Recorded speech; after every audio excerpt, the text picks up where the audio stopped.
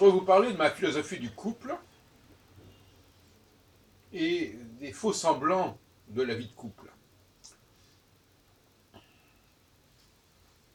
Je considère que le couple ne fait sens que s'il y a partage des deux partenaires. Qu'est-ce que j'entends par là?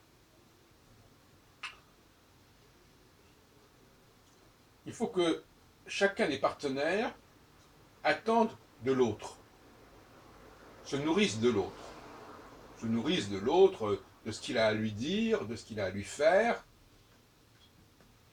Et si ce n'est pas le cas, le couple ne fonctionne pas vraiment. Alors vous me direz fonctionner, ça veut dire quoi fonctionner? Il ne fonctionne pas au sens où il n'y a pas ce travail, cette dynamique particulière. Non, un couple peut exister, peut survivre, peut perdurer pour toutes sortes de raisons. Ce n'est pas la preuve d'un fonctionnement. Et même le fait de faire des enfants ne prouve pas suffisamment qu'il y a un fonctionnement.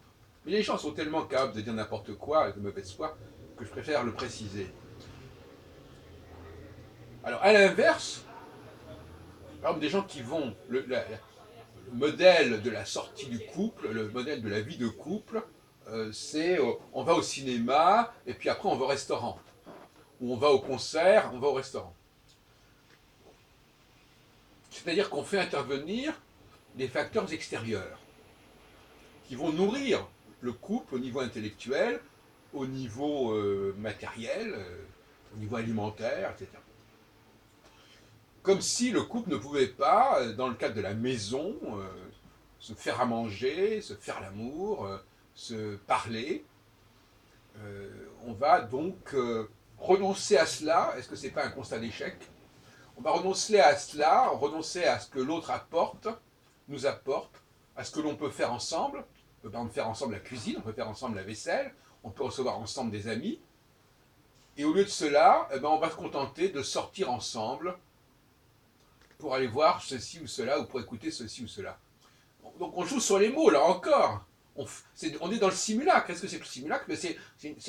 On est dans l'analogie, on fait dans le presque, c'est presque la même chose. C'est pas le presque rien de Yankelevitch, mais enfin on est dans le presque. Ça ressemble à quelque chose, voilà. C'est un semblant de quelque chose. Ça a l'air de quelque chose, mais ça n'est pas cela. Alors vous direz peut-être que c'est lié à l'évolution du couple, mais à mon avis, moi j'ai une conception exigeante du couple. Je pense que le couple doit travailler ensemble, et c'est pas une mauvaise chose qu'ils travaillent ensemble, qu'ils fassent des choses ensemble, et faire des choses. Par exemple, faire un voyage, c'est quand même une autre affaire que de simplement aller au restaurant. Faire un voyage, c'est vraiment un travail. C'est d'abord passer du temps ensemble, beaucoup plus, mais aussi c'est concevoir, c'est résoudre un certain nombre de difficultés qui peuvent se présenter.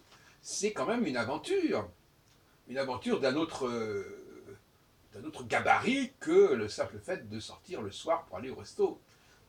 Bon, donc ne mélangeons pas tout, ne nivelons pas tout, et tout n'est pas de la même intensité, tout n'est pas de la même qualité de vie.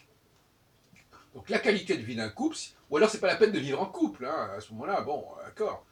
Les gens qui disent, moi je n'aime pas aller au cinéma tout seul, bon d'accord, mais enfin bon, bon, à ce moment-là, bon, c'est n'importe quoi. J'aime bien aller au restaurant, donc j'aime bien être accompagné. Bon, alors, on est dans la dame de compagnie, on est dans l'homme de compagnie, mais on est dans l'escorte éventuellement, comme on dit, mais on n'est pas dans le couple. Alors, il faut savoir ce qu'on veut. Alors, effectivement, alors il y a des femmes qui ne s'intéressent aux hommes que pour sortir avec eux. Et éventuellement, bon, on accepte certaines petites intimités, mais au fond, il s'agit d'aller à l'exposition ensemble, il s'agit d'aller au restaurant ensemble, il s'agit d'aller au musée ensemble, il s'agit de n'importe quoi ensemble. Mais il ne s'agit pas vraiment de vivre ensemble. Alors c'est une nouvelle conception, qui est gratuite d'ailleurs, parce qu'on ne paye pas le compagnon, on le sonne de temps en temps pour qu'il vienne, pour qu'il nous accompagne, mais au fond, on ne le paie. Là aussi, il y a une sorte d'escroquerie, d'imposture.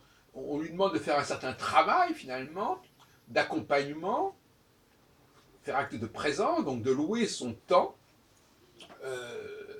même si ça peut encore inclure également le rapport sexuel à la limite, ou certaines formes de sexualité, mais finalement, ce qui est caractéristique, c'est que c'est très ponctuel.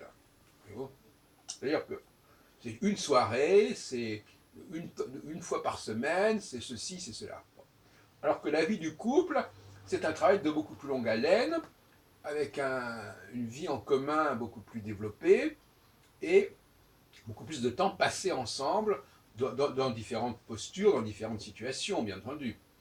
Voilà. Donc, je voulais signaler cette nouvelle vague de femmes, notamment, parce que pour les hommes, c'est déjà institué. Bon, il y a les prostituées, il y a les femmes qu'on invite au restaurant, etc. Mais maintenant, depuis quelques années, c'est les femmes qui se choisissent des partenaires qu'elles ne voient que de façon très ponctuelle, une fois par semaine, par exemple. Et quand il y a une sortie à faire, hein, bon, et qui, par ailleurs, bon, entretiennent par des SMS une certaine forme de chaleur humaine, d'intimité verbale, enfin verbale surtout par le biais des SMS et des mails. Il y a une sorte de continuité, mais de loin, qui autorise éventuellement une certaine forme de familiarité, disons. Voilà. On est dans une forme de familiarité. Ce qui n'a rien à voir avec la famille, bien entendu. Et voilà, donc voilà ce que je voulais vous dire ce matin. Cette façon, comme ça, de concevoir le couple comme un anti-couple, finalement, comme quelqu'un qui va vous accompagner. Voilà. Pas dans la vie, mais dans une soirée.